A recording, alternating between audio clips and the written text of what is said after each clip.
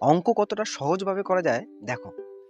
এক জমি ৪,০৮৫ টাকায় বিক্রি করায় 5% ক্ষতি হয়। জমিটির ক্রয় মূল্য কত?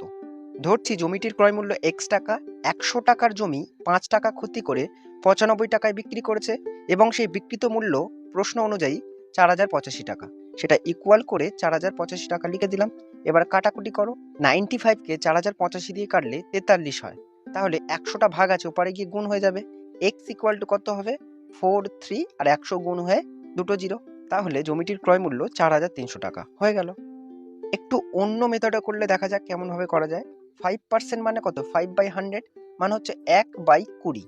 5% ক্ষতি করে বিক্রি করেছিল মানে এই একটা হচ্ছে ক্ষতি মানে লস, আর নিচে যেটা আছে সেটা ক্রয় মূল্য বা সিপি। তাহলে বিক্রিত মূল্য কত হবে? বিক্রিত মূল্য হবে 20 - 1 মানে 19 টাকা। তাহলে 20 টাকার জিনিস 19 টাকায় বিক্রি করেছে, তাই ক্ষতি হয়েছে 1 টাকা। প্রশ্নে দেওয়া ছিল বিক্রয় মূল্য ৪,০৮৫ টাকা, মানে এই 19 ইউনিটের ভ্যালুটা হচ্ছে ৪,০৮৫ টাকা।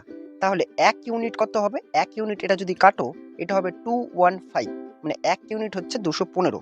আমাদের বার করতে হবে ক্রয় মূল্য, মানে এই 20 ইউনিটের ভ্যালুটা বার করতে হবে। 1 ইউনিট 215, 20 ইউনিট আমাদের 20 দিয়ে গুণ করলেই হয়ে যাবে। তাহলে 215 ইন্টু 20, তাহলে 215 ইন্টু 2 430 আর একটা শূন্য, মানে ৪,৩০০ টাকা হচ্ছে ক্রয় মূল্য। এরকম ভিডিও পেতে আমাকে ফলো বা সাবস্ক্রাইব করে রাখতে পারো। ভিডিওটা দেখার জন্য অনেক অনেক ধন্যবাদ।